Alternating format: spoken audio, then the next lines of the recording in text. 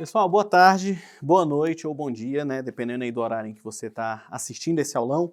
Então, estamos aqui com um revisaço para o Enem, né?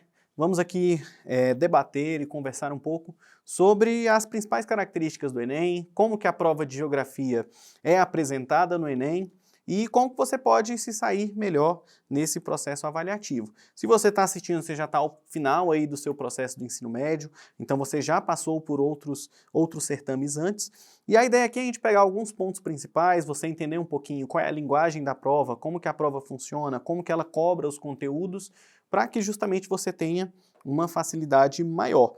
O Enem, como todos sabem, ele não apresenta fator de correção da mesma forma que tanto o vestibular da UNB quanto as provas, por exemplo, do PAS. Então ele tem um método de correção, que é a teoria de resposta ao item. É importante que você busque saber um pouquinho sobre isso, mas justamente a teoria de resposta ao item vai tentar evitar que o aluno cole, que ele consiga uma boa nota, por exemplo, por conta de sorte. Então é importante que você esteja preparado. Primeiro, realizando muitas vezes a prova do Enem, provas anteriores, é muito importante que você entenda essa linguagem da prova e também que você tenha uma base conceitual, uma base importante tanto dos conteúdos quanto da parte de cada disciplina. Sobre a geografia, vários são os locais na internet em que são feitos esses apanhados. Nós temos aqui quais são os temas mais cobrados em geografia. Então temos aqui questões ambientais em primeiro lugar, urbanização, climatologia, que já entra mais aspectos físicos, né, mais aspectos técnicos da geografia física, globalização, geografia agrária, cartografia, indústria, demografia, ordem mundial e conflito e hidrografia. É óbvio que você não vai estudar só isso. Isso é o que mais cai, mas pode muito bem, em um ano, cair um conteúdo que no ano anterior não foi cobrado. Mas uma tendência que se tem na prova do Enem é, primeiro, de questões muito contextualizadas. Então, como o Enem ele trabalha com competências e habilidades, ele não vai te cobrar o conceito em si. Ele não quer simplesmente que você saiba o que é urbanização, o que é climatologia, mas ele vai pedir que dentro dos conceitos da globalização, dentro dos conceitos da urbanização, você aplique a situações reais.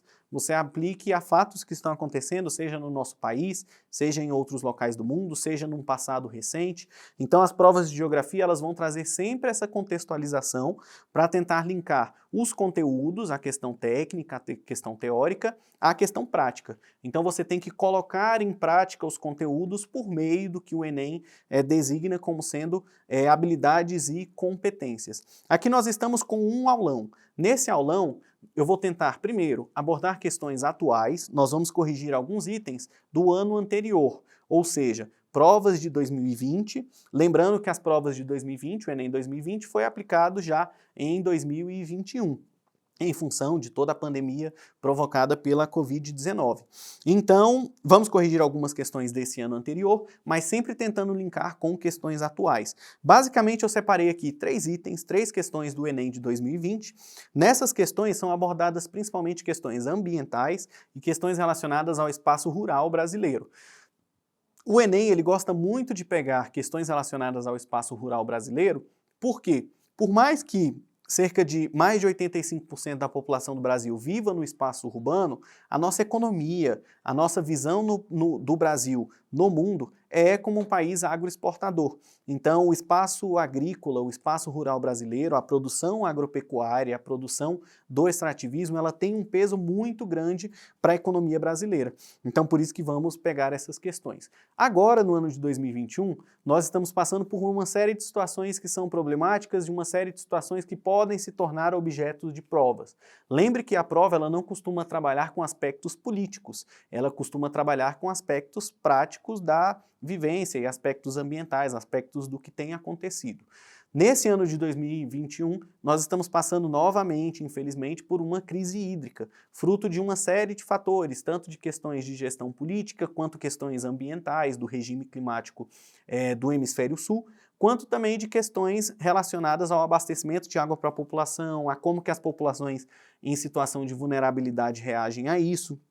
Ou seja, nós temos um problema central que é a crise hídrica, dentro desse problema central nós temos várias ramificações, e aí é isso que o Enem aborda.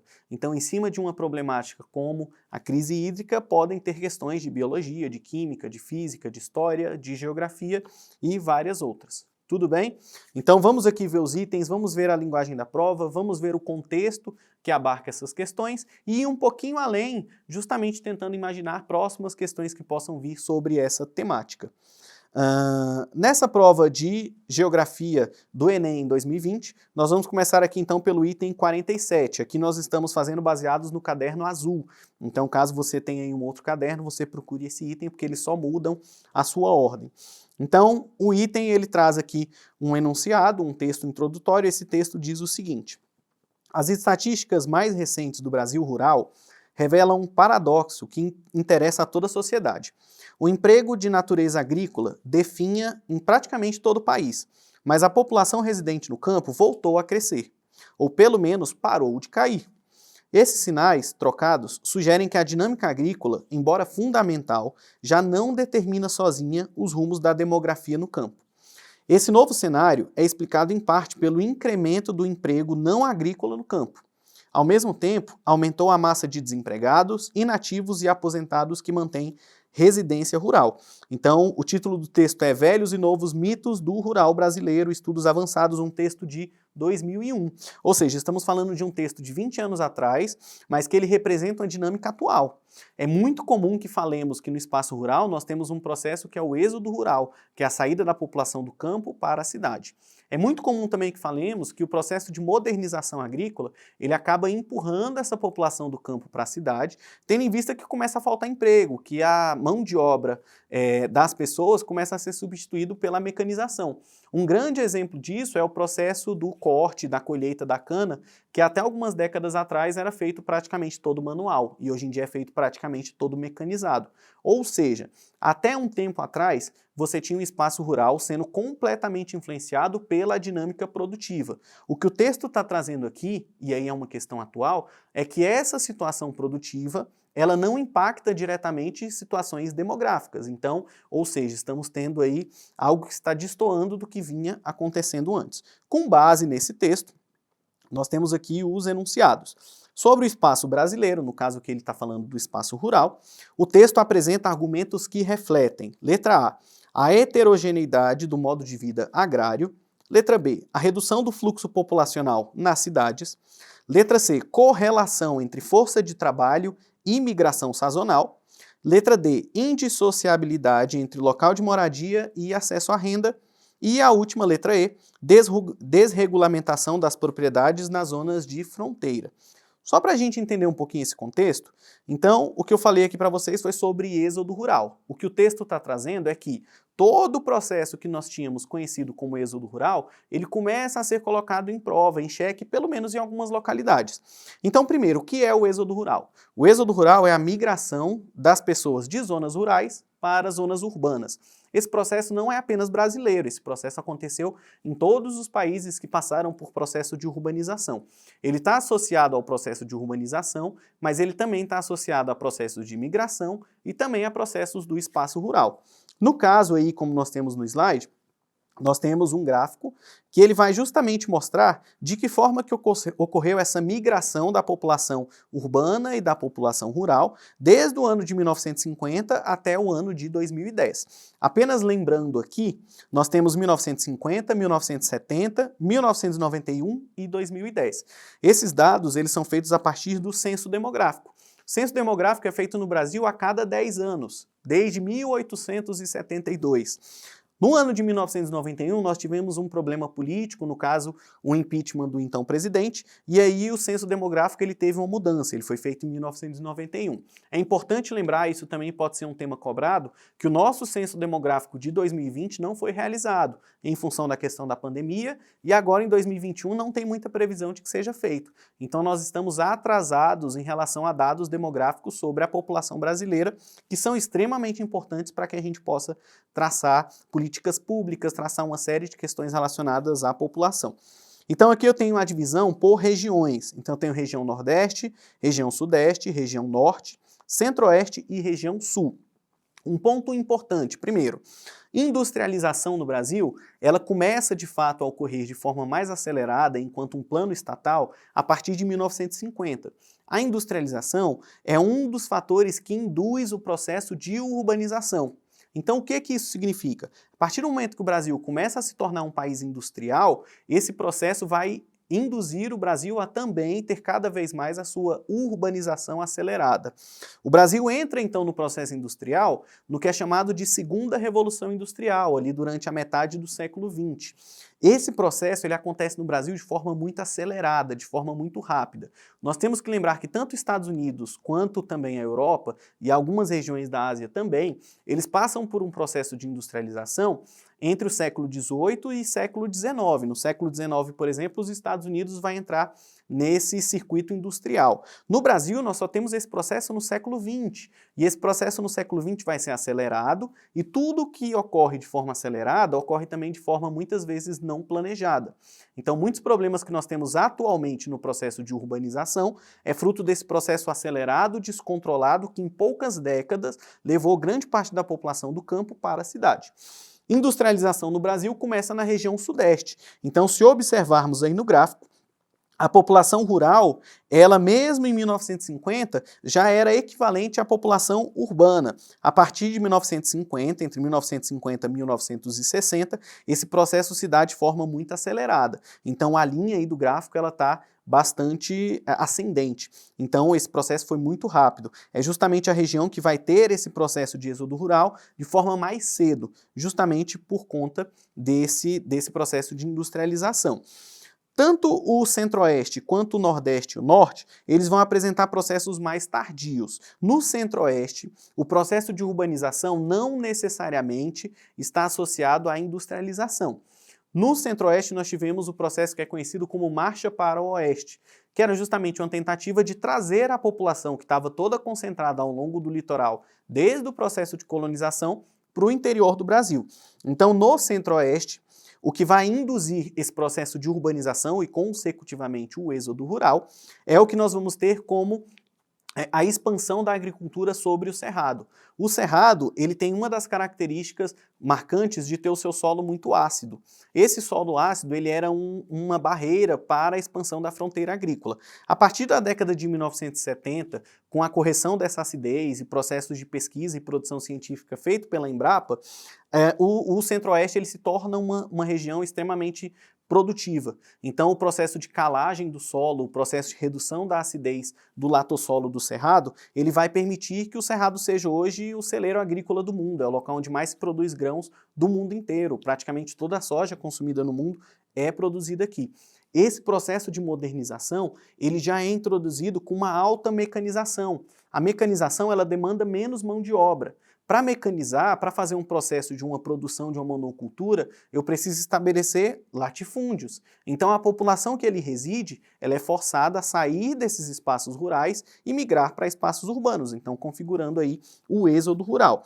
A região sul, ela só apresenta esse processo de inversão entre população urbana e rural na década de 1970. E aí uma das características que vai configurar isso na região sul é o fato de que grande parte das propriedades rurais da região sul são minifúndios, então não são áreas de latifúndio em que você tem essa manutenção da população no campo, tendo em vista que a produção ela é mais adequada a muitas pessoas trabalhando, a produção familiar. Tanto o Nordeste quanto o Norte, esse processo de êxodo rural, ele ocorre muitas vezes pelo poder de atração que as cidades têm sobre o campo, e não necessariamente porque no campo está tendo uma pressão para a saída da sua população. Ou seja, o êxodo rural ele é um processo, mas esse processo tem várias nuances, como a gente acabou de ver aqui, nas regiões brasileiras ele se dá de forma desigual. Tudo bem? Então, voltando lá para a nossa questão, então o que ele está falando é, com base nessa nova situação do espaço rural brasileiro, o que ele está questionando é, mas se em algumas regiões do espaço rural nós temos essas características e em outras nós temos a população aumentando, mesmo com o processo de modernização, o que está acontecendo no espaço rural? E aí nós vamos novamente para os itens. Então, sobre o espaço brasileiro, o texto apresenta argumentos que refletem, letra A, a heterogeneidade do modo de vida agrário. Ou seja, no espaço agrário eu não tenho tudo como sendo homogêneo, não é tudo a mesma coisa. Eu tenho nuances, eu tenho cada região respondendo de uma forma. Sendo que o processo do êxodo rural, que vem desde a década de 1950, 1960, ele hoje em dia já apresenta uma nova dinâmica de populações muitas vezes desempregados, de população de pessoas aposentadas, populações que estão retornando ao campo, e aí a sua população muitas vezes está aumentando ou estagnando, ou seja, o campo está deixando de perder população. Então podemos afirmar que essa questão letra A está correta. Observando as outras, só para a gente ver o que está de errado ali. Redução do fluxo populacional nas cidades. O item em nenhum momento fala isso, em nenhum momento a questão vem falar que as cidades estão perdendo pessoas. Ele está falando que o campo está aumentando, mas não é um aumento expressivo. A gente não pode falar que é um movimento, é um fluxo migratório que já é relevante, mas é uma nova dinâmica. Letra C. Correlação entre força de trabalho e migração sazonal. Migração sazonal é a que ocorre por um determinado período, geralmente por questão trabalhista. Um grande exemplo foi quando eu acabei de falar sobre a questão da cana-de-açúcar. Então, a cana-de-açúcar, quando era colhida de forma manual, existia o processo de migração sazonal com o que era chamado de boias frias. Então, durante o período da colheita, essas pessoas migravam para a região de colheita, faziam o processo da colheita e após o final dessa colheita, em 2, 3 meses, retornavam para suas cidades de origem. Então, a migração que ela ocorre de acordo com questão climática ou com questão trabalhista durante um curto período. Também não é o que está sendo falado no texto. Está falando que essa migração de volta, de retorno ao campo, ela tem acontecido, ela é um fato, não é em apenas determinados períodos. Letra D, indissociabilidade entre o local de moradia e o acesso à renda, também não é isso. Lá está falando justamente que muitas dessas pessoas, elas estão indo ao campo não trabalhar com questões relacionadas à produção agrícola, pecuária ou extrativismo. Muitas vezes eles estão indo lá para prestar um serviço, às vezes para uma população que lá já reside, ou simplesmente para ter um modo de vida longe das cidades grandes. É uma tendência que tem acontecido em todo o mundo.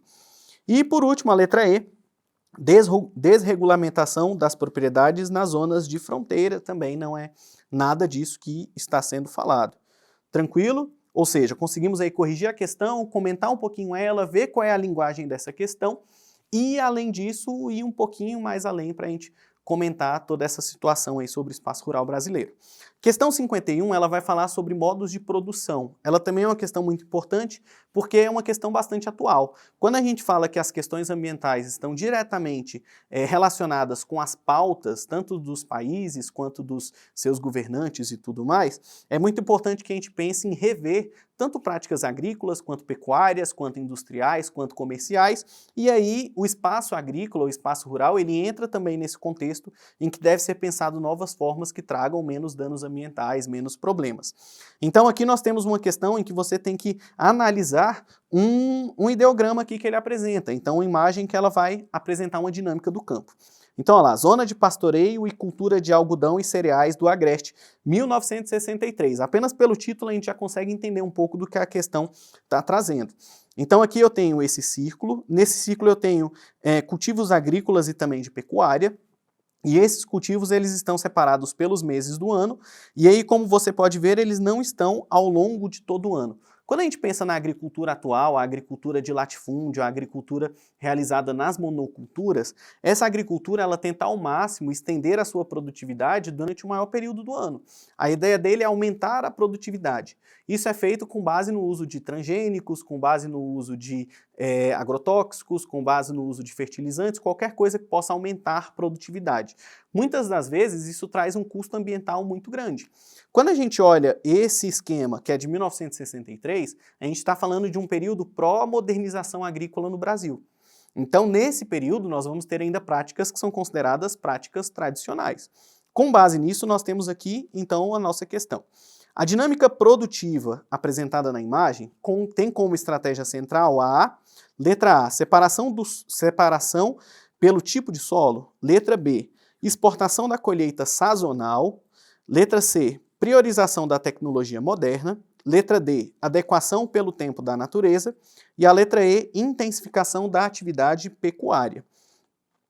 Daí, voltando aqui para o item e para a imagem que nós temos, nós não temos nada aqui relacionado a solo, como está falando lá nas alternativas, não temos nada relacionado à modernização da agricultura. Basicamente o que nós temos é justamente como se fosse um calendário de quando que cada cultivo deve ser implementado, quando que cada cultivo deve ser produzido, de acordo, claro, com as estações do ano. Cada cultivo ele tem uma necessidade tanto de chuva, quanto de sol, quanto de variação de temperatura, e isso aqui é adaptado num calendário de produção, num calendário produtivo. Com base nisso, nós podemos afirmar que nesse item está sendo apresentado naquela imagem uma adequação pelo tempo da natureza. Por mais que possa parecer uma questão que está trazendo apenas uma questão antiga, uma questão de uma prática que hoje em dia já é ultrapassada, cada vez mais pesquisadores e grandes cientistas que tentam aumentar a produtividade, reduzindo cada vez mais os danos ambientais, eles têm pensado em como adicionar essa maneira tradicional de produzir a maneiras modernas de forma que você possa manter uma alta produtividade. Com base nisso, eu trouxe aqui então para vocês 3 formas de práticas alternativas que já são recomendações para a produção agrícola. Uma outra questão também muito importante é que, se voltarmos aqui para a nossa imagem, é possível ver que esse tipo de produção, muito possivelmente, ele é uma produção da agricultura familiar. Por qual motivo? Quando nós temos a produção feita em latifúndio, no modelo de monocultura, muitas vezes você vai ter apenas um cultivo agrícola ao longo do ano e toda essa produção é pensada para exportação, é pensada sem pensar na questão ambiental local, sem pensar na questão do abastecimento local das populações. Quando aqui eu tenho uma terra que ela está sendo dividida de acordo com um calendário, relacionando estações do ano com a produção, a gente consegue ver, por exemplo, que aqui nesse local eu vou ter o pastoreio, plantio e limpa, crescimento, colheita do feijão, colheita do milho seco, colheita de algodão. Ou seja, eu tenho aqui uma prática de policultura. Eu tenho cultivo de várias espécies vegetais, primeiro, para eu trazer menos danos ao meio ambiente e segundo, para eu ter que diminuir o uso de agrotóxicos, o uso de químicos que são feitos para aumentar a produtividade. Voltando então para as nossas tentativas de produção, para manter a produção em alta, mas tendo um dano ambiental menor, nós temos aqui 3 exemplos que podem vir a estar presentes em outras provas. Então, primeiro, existe uma técnica chamada rotação de culturas, que ela se assemelha muito a isso que a gente acabou de ver, de adaptar as culturas aos meses do ano. Um sistema chamado de agrofloresta ou sistema agroflorestal, e o último, a agricultura orgânica, que essa hoje em dia tem cada vez mais se difundido e associada a estilos de vida. Então, primeiro, a rotação de culturas, como o próprio nome diz, é uma técnica agrícola de conservação que ela visa reduzir a exaustão do solo. Se eu cultivo milho todo ano, o milho ele consome determinados nutrientes do solo. Ao passar de vários anos, aquele solo ele vai estar deteriorado, ele vai estar escasso nos seus nutrientes. Quando é feito esse processo de troca de culturas, como diz aqui, a cada novo plantio, de forma que as necessidades de adubação sejam diferentes, eu consigo deixar que o solo descanse, entre aspas, do cultivo anterior que era feito. Então, se um ano eu planto milho, depois eu planto a soja, posteriormente o feijão, depois o trigo, eu vou conseguir ter uma variabilidade na produção e aí a natureza vai ter um tempo para se recuperar. É uma técnica simples, é uma técnica que a Embrapa já tem, que vários locais do Brasil já realizam e que é uma das formas de evitar desmatamento em novas áreas, tendo em vista que você consegue reaproveitar a mesma área que já está desmatada, que já está sendo cultivada por diversas vezes. Uma outra forma que tem sido muito utilizada é em sistemas agro-urbanos, ou seja, em pequenas produções agrícolas voltadas para espaços urbanos que demandam uma grande quantidade de alimentos. Então, o sistema de agrofloresta ou sistema agroflorestal é um sistema em que culturas de importância econômica são cultivadas em conjunto com a espécie que integram a floresta. Aqui nessa imagem dá para ver bem claro isso. Então, eu tenho uma floresta que já está presente no local e aí eu tento adaptar a produção agrícola à questão natural que ali já está presente. Em muitos locais do Brasil isso ocorre. São Paulo ela tem uma das maiores agroflorestas do mundo e é uma das alternativas que nós temos para justamente reduzir o processo de desmatamento e tentar adequar a produtividade à questão do meio ambiente. Em muitos locais, por exemplo, a agrofloresta ela convive junto com o cultivo de gado, com a criação de gado, perdão. E aí essa criação de gado vai ter todo um sistema naquele ecossistema que vai conseguir com que ele seja sustentável, com que ele não seja tão impactado pela prática agrícola. E por último, a agricultura orgânica, que tem se tornado cada vez mais comum, que é justamente sistemas sustentáveis de agricultura que não permitem o uso de produtos químicos sintéticos. Então, a agricultura orgânica ela é praticada principalmente no modelo de agricultura familiar.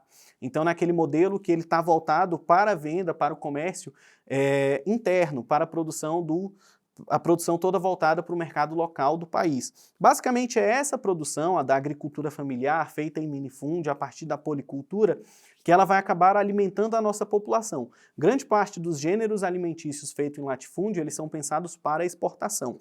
Então essas práticas de agricultura orgânica, elas já têm se tornado muito comuns. Hoje em dia é comum você encontrar em grandes redes de supermercados uma área lá em que você tem produtos, né, agrícolas e você tem uma área de produtos orgânicos. Eles geralmente custam um pouco mais alto, tanto porque é um nicho de mercado, quanto também por ainda não ser um processo disseminado em todas as regiões de cultivos agrícolas. Tudo bem? Ou seja, vimos aí a questão que traz um modo tradicional de produção e, ao mesmo tempo, conseguimos ver outras formas de produção que podem vir a ser cobradas em outras provas. Tudo bem? Passamos agora para o item 56, também do Caderno Azul. Esse item também vai trazer uma questão relacionada à produtividade agrícola, a espaço rural, e ainda uma questão atual que é muito importante, que é a questão hídrica, que cada vez mais frequente, cada vez em ciclos de anos menores, tem assolado grandes centros urbanos no Brasil. Então, o item 56 diz: a demanda mundial para a produção de alimentos aumenta progressivamente a taxas muito altas. Atualmente, na maioria dos países, continentes e regiões, a água consumida na agricultura é cerca de 70% da disponibilidade total.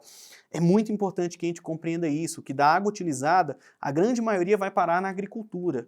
Ou seja, tem um peso muito grande, o banho mais curto, a torneira que não está pingando, mas a gente tem que pensar que a grande parte do consumo hídrico é feito na agricultura, no alimento que chega na nossa casa.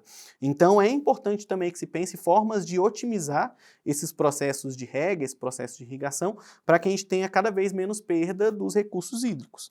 Com base nisso, então, nós temos: para que haja redução da pressão sobre o recurso natural, mencionado, a expansão da agricultura demanda melhorias no: letra A, fertilização química do solo.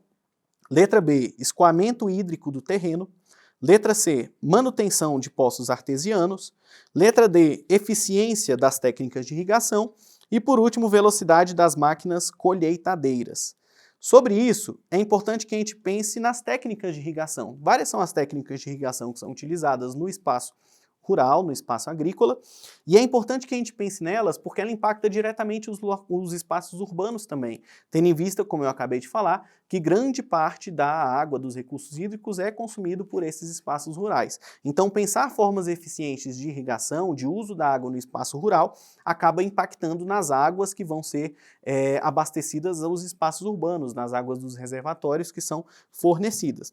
Então, aqui nós temos 4 tipos de técnicas de irrigação. Então, uma técnica por gotejamento, uma técnica por aspersão, a técnica por pivô central e a técnica que é conhecida como sulcos.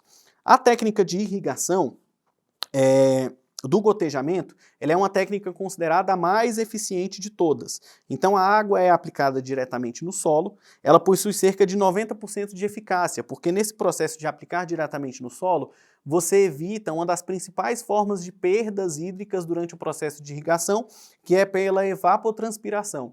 Então, quando eu tenho menos água evaporando que está sendo utilizado para irrigar, quer dizer que eu vou gastar menos água para irrigar e, por consequência, eu vou utilizar menos recursos hídricos. Um dos problemas em que nós temos nela é o alto custo de implementação. Ela é muito utilizada em agriculturas de menor porte. Aqui no caso, por exemplo, de Brasília, nós temos Braslândia, que é um grande polo produtor de morango. O morango ele é produzido em um sistema familiar, em propriedades menores, até pela característica de ser um produto muito perecível, muito sensível. E aí grande parte desses cultivos é feito com a técnica de irrigação por gotejamento. Então você tem essa perda menor e você também consegue controlar de forma muito melhor o que está indo de água para o seu sistema agrícola. Em contrapartida, nós temos a técnica de irrigação por aspersão, que é a mais conhecida, todo mundo já viu jatos de água sendo jogados em locais agrícolas, e esse é considerado a pior forma de todas. Enquanto no outro 90% da irrigação ela é aproveitada, 90% você vai ter uma perda de 10%, no jato por aspersão tem locais que até 70% é perdido por evapotranspiração.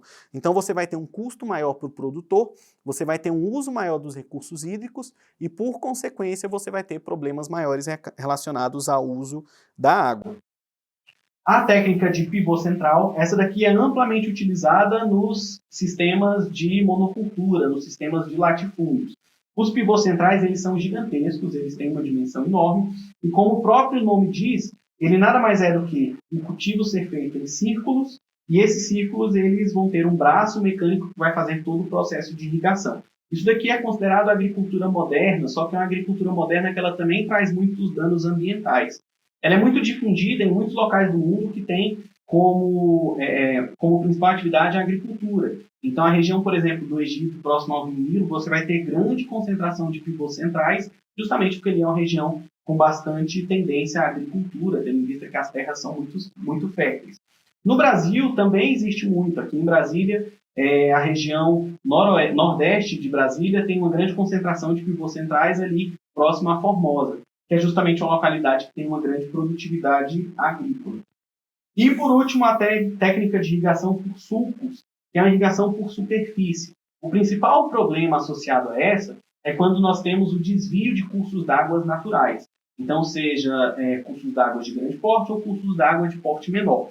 Esse daqui ele é muito utilizado justamente por ele ter um custo baixo, tendo em vista que você, por exemplo, não precisa de sistemas elétricos para que ele seja instalado. Geralmente ele é feito utilizando o próprio desnível do terreno para que a força da gravidade consiga fazer a água percorrer a região de cultivo. Então toda essa questão hídrica é importante a gente pensar quando nós lembramos que o Brasil é um país agroexportador. Grande parte do que a gente produz vai para outros países. A China, por exemplo, que importa grande parte da soja brasileira, ela tem espaço lá no seu território para produzir a própria soja. Mas quando ela importa soja, ela não está levando apenas esse produto. Ela está levando também os recursos hídricos que são utilizados nessa produção. Ou seja, um processo de produção agrícola para exportação, que consome muitos recursos hídricos e muitas vezes de forma irracional, ele vai acabar impactando os grandes centros urbanos e ele vai acabar influenciando ali na economia, na balança comercial, mas a gente tem que pensar como um todo. Tudo bem? Então, voltando para isso e pensando nessa situação, agora em 2021 nós temos uma problemática muito grande que é a situação da crise hídrica que estamos passando. Recentemente, há menos de 10 anos, também tivemos crise hídrica e agora ela assola principalmente o centro-sul brasileiro. Grandes problemas que nós temos associados à questão hídrica atual. O primeiro, que nós tivemos um período de secas prolongadas. Esses períodos de secas prolongadas, principalmente essa última que ocorreu, ele tem sido associado muito ao que tem sido chamado de eventos climáticos extremos. No hemisfério norte do país, nós tivemos ondas de calor como não acontecia há muito tempo. Então, o Canadá registrando 49 graus em algumas regiões, a região da Sibéria da Rússia registrando cerca de 40 graus Celsius em um período que não é normal. Então, se no hemisfério norte nós temos um agravamento da questão climática com aumento das temperaturas, no hemisfério sul vou ter uma redução nessa forma que o planeta tem de balancear a questão climática. Então, esse período de seca ele está diretamente associado com períodos de temperaturas mais baixas. Também tem relação com os processos de desmatamento e de queimada na Amazônia. A Amazônia ela possui uma dinâmica climática por meio dos rios voadores que influencia não apenas o Brasil, mas toda a América do Sul. Então esse processo de desmatamento de queimada, ele é também como um dos resultados que nós temos aqui a questão hídrica que está sendo muito problemática. Então esses períodos de seca prolongada têm provocado essa escassez hídrica e também esse processo de desmatamento e extinção de nascentes. O sistema Cantareira, por exemplo, que é o sistema de São Paulo, ele está operando no limite possível que ele pode. Se não tivermos chuvas em grande quantidade até novembro, muito possivelmente toda a grande região metropolitana de São Paulo e o estado, ele pode passar por um período novamente de escassez e de racionamento de águas. Com base nisso, a crise hídrica ela gera um grande outro problema, que é o problema da inflação. No Brasil, nós já temos as economias, de certa forma, muito deterioradas em função da pandemia pela Covid-19 e outras questões de cunho tanto externos quanto internos. A inflação ela é provocada pela crise hídrica Primeiro, quando nós temos um aumento na conta de energia. Então, no Brasil, nós temos as bandeiras, que representam quanto que vai custar cada quilowatt para o consumidor. Nós tínhamos a bandeira vermelha 1 e 2 e teve que ser criada uma nova bandeira, no caso a bandeira justamente voltada para essa questão da escassez hídrica, tendo em vista que, como a nossa matriz energética quase toda é pautada na hidrelétrica, quando eu tenho uma redução dos regimes pluviais e uma redução dos recursos hídricos, as hidrelétricas vão operar com um potencial menor. Atuando com um potencial menor, consecutivamente as termoelétricas são acionadas, que operam, geram eletricidade a partir da queima de combustível. Isso é muito mais caro do que gerar eletricidade pelas hidrelétricas. Então, o aumento na conta de energia vai impactar todos os consumidores, todos os produtores e, consecutivamente, os preços terão um aumento. E, por último, essa crise hídrica ela causa um aumento no custo dos alimentos. A gente acabou de falar que cerca de 70% dos recursos hídricos é utilizado na agricultura. Se eu tenho menos recursos hídricos, por consequência, o produtor vai ter um custo maior para produzir. Tendo um custo maior, o produto lá na gôndola do mercado também vai ter um preço maior, tendo em vista que esse custo tem que ser repassado. Então, voltando aí para o nosso item, para que haja redução da pressão sobre o recurso natural mencionado, a expansão da agricultura demanda melhorias, e aí no caso é eficiência das técnicas de irrigação. Melhorando as técnicas de irrigação, a gente pode conter um pouquinho esse uso dos recursos hídricos pelo espaço rural e, consecutivamente, tendo mais recursos hídricos para o espaço urbano. Tudo bem, pessoal? Então aqui nós fechamos 3 questões aí do Enem. Nessas 3 questões conseguimos contextualizar todas elas e trazer algumas questões atuais, algumas problemáticas que são recentes e que podem vir a cair nas próximas provas do Enem. Tudo bem? Um forte abraço, bons estudos para você e até a próxima.